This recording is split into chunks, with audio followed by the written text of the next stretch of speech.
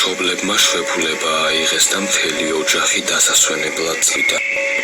კეთილმოწყობილ სასტუმროში ოროთახიანი ნომერი იქირავეს. სასტუმროს გვერდით მდინარე მოედინებოდა.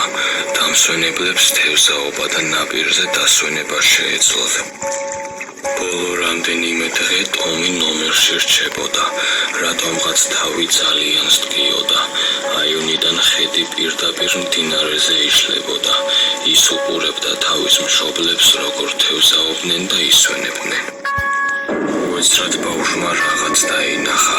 ხეების უკან ვიღაც იდგა, მაღალი, სუსტი და სახის გარეშე. მან ხელების ქნევა და ყვირილი დაიწყო. მშობლებმა როგორც კი დაინახეს, სასწრაფოდ ნომერში ავარდნენ. როდესაც კითხეს რა მოხდა, მან მოუყვა რაც დაინახა. დედამ უთხრა, რომ ალბათ უბრალოდ გადაიხალა.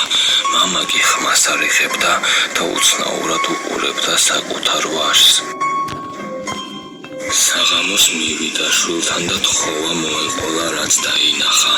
ტომმა უთხრა, რომ არ დაუჯერებდა, მაგრამ მამა დაშინებით ითხოვდა.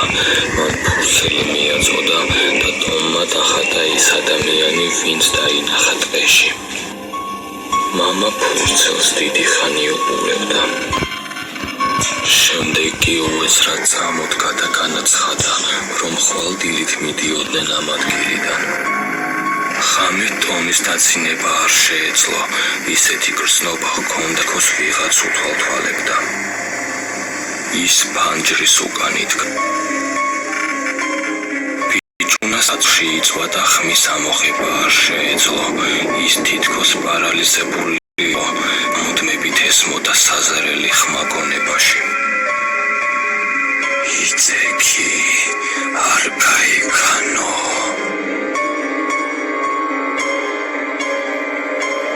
არსების ხელები თითქმის შეეხო, როცა უეცრად ოთახის კარი გაიღო. ის მამა იყო. ცალხელში ბეისბოლის ფიტა ეჭირა, მეორეთი კი კედელს ეყრდნობოდა. ხელები ფანჯრიდან გაქრა. მალე ტომიმ გონება დაკარგა. თვალი უკვე ავტომობილში გაახილა. ისინი სახლში მიდიოდნენ. მამამ გადაარჩინა.